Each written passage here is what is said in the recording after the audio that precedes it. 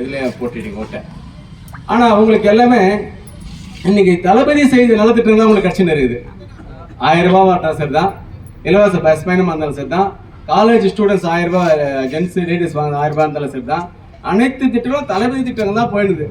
சும்மா ஒரு தாய் மாமன் சீட்டு ஒரு மோதிரம் அது செப்டம்பர் 15 எதுவுமே இல்லை. ஆனால் ஒரு நடிகர் ஆட்சின்றதை தெளிவாக நிரூபிக்கிறார். ஸ்க்ரீன் பிளே தான் நடந்துருக்குதுங்க. முந்தானத்தோட பார்த்தீங்கன்னா ஸ்க்ரீன் பிளே எப்படி நடந்ததுன்னா, நிற்கிறாரு, ஓடுன்னு ஒரு பாட்டு பாடுறாரு, அப்புறம் ஒரு டேஷ் விட்டு அந்த இடத்துல என்ன சொல்கிற வார்த்தை உங்களுக்கு தெரியும் எனக்கு தெரியும், அந்த வார்த்தையை நிறுத்துறாரு. ஒரு முதலமைச்சர் ஒரு தகுதி இல்லாமல் அவர் பேசினார். அது தப்பான விஷயம். ஆனீங்கன்னா தளபதி போட்ட திட்டத்தால் தான் இலவசமாக பஸ்ஸு போகிறீங்க, மாதம் 1000 ரூபாய். நீங்களாம் இன்னைக்கு தோத்த கை. எப்படி நீங்கள்லாம் தோற்றவங்க, இன்னைக்கு நாங்கள் தோற்றவங்க, நீங்கள் தோற்றவங்க. காரணம் என்னென்னா, நீங்கள் இன்றைக்கி மே மாதம் மாவட்டம் சொன்னால் மே மாதம் ஒரு 1000, ஜூன் மாதம் 1000, ஜூலை மாதம் 1000, 3000 ரூபா உங்களுக்கு நஷ்டம். நாங்கள் வந்தால் 2000 ரூபாய் தரேன்னு சொன்னோம். ஆனால் 1000 ரூபாய் அதான் வந்துருக்குது போட்டோம். அது கூட நிறுத்த முடியாத சூழ்நிலை வந்துருக்குது. நிறுத்திட்டா கூட பெரிய பிரச்சனை நிறுத்த முடியாத சூழ்நிலை வந்துருக்குது. இன்னைக்கு உங்களுக்கு 2000 ரூபா வாங்க வேண்டியங்க, நீங்கள் 1000 ரூபா தான் வாங்கிட்டு இருக்கீங்க. இதெல்லாம் நல்ல மனசில் ஏற்றணும். ஏன்னா இங்கே இருக்கிற எம்எல்ஏ இடைத்தேர்தல் வரப்போகுது. இது மாதிரி ஒரு தமிழ்நாட்டில் 7 பேர் ரிசைன்மெண்ட் இடைத்தேர்தல் வருது. 7த்திலையும் திராவிட முன்னேற்ற கழகம் தான் ஜெயிக்க போகுது. ஜெயித்தால் விஜய் ஆட்சி ஆட்டோமேட்டிக் இறக்கப்படும். நீ செய்ய வேண்டியதில்லை, நான் செய்ய வேண்டியதில்லை, யாரும் செய்யதில்லை. ஆட்டோமேட்டிக்காக விஜய் ஆட்சி கீழே இறங்கணும். அறுதி பெருமான் இருக்காது, விஜய் ஆட்சி கீழே இறக்கப்படும் ஆட்டோமேட்டிக்காக. அவருடைய ஸ்க்ரீன் பிளே அதோடு முடியும். ஒவ்வொரு ஸ்கிரிப்ட் எடுத்து தான் பேசுகிறாரு அவர், புரியுதுங்களா? ஒவ்வொரு ஸ்கிரிப்டாக பேசி பார்க்குறாரு. அது சினிமா இல்லை, இது நிஜம்.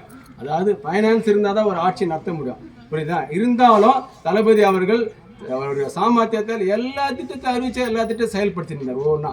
இன்னைக்கு தலைவர் சொத்து குத்துட்டு போன மாதிரி உங்கள் திட்டங்களை குத்துட்டு போயிடார். மாதம் 1000 ரூபாவும் சரி தான், இலவச பஸ் பயணமும் சரி தான், மகளிர் குழந்தைங்க படிக்கிறதுக்கு 1000 ரூபாவும் சரி தான், அனைத்து திட்டமே உங்களுக்கு குத்துட்டு போயிடார் தலைவர். அவர் இல்லைன்னா கூட அந்த சொத்தை நீங்கள் அனுப்பிக்கிற மாதிரி குத்துட்டு போயிடார். ஆகையால் உங்கள் பொண்ணான வாக்கில் வடிகின்ற கிடைத்தது உதயசூரிய சின்னத்தை சும்மா நாங்கள் பேசிட்டு போகிறோம், நீங்கள் கேட்டுட்டு போகிறலாம் கிடையாது. மனசில் ஏற்றிட்டு இடைத்தேர்தல் மதுராந்தகத்துக்கு அடுத்த மாதம் உண்டு வருவாங்க. திருப்பி அந்த விசில் இந்த அதாவது இந்த எலெக்ஷன் நீங்கள் தேர்தலாக நடத்து திருவிழா மாதிரி நடத்திட்டு போயிட்டீங்க. திருவிழா மாதிரி நிறுத்தி போயிட்டு ஃபேன்சியாக போட்டு கலர் ட்ரெஸ்ஸை போட்டு போயிட்டு விசிலில் போட்டு வந்துட்டீங்க. என்ன நிற்கிறான், யார் நிற்கிறான், எவன் நிற்கிறான், அவனால் நல்லது செய்யணும்னா கட்டை செய்யணும்னா எதுவுமே யோசிக்குமா? இந்த பசங்க எகிரி டிவிக்கு எகிரி குச்சி போட்டு போயிட்டு இன்னைக்கு எல்லாம் கம்முன்னு இருக்கிறீங்க. உங்கள் முகத்தெல்லாம் பார்த்து பயந்து போயிடுற மாதிரி இருக்குது. ஏதோ ஒரு பெரிய விபத்தில் சிக்கிட்டு உயிர் தப்புன மாதிரி உட்காந்துக்கிறீங்க நீங்கள் இப்போ, புரியுதுங்களா? ஆனால் அதுக்கு ஒரு சான்ஸ் தமிழ்நாட்டிலே கிடைக்காத சான்ஸ் நமக்கு கிடச்சிருக்குது இடைத்தேர்தலில். இதில் நீங்கள் தான் தெளிவாக ஓட்டு போடணும். திருப்பி சொல்கிறேன், நீங்கள் தான் தெளிவாக ஓட்டு போட்டு நீங்கள் உங்களை காப்பாற்றிங்க. மக்களாக நீங்கள் உங்களை காப்பாற்றிங்க.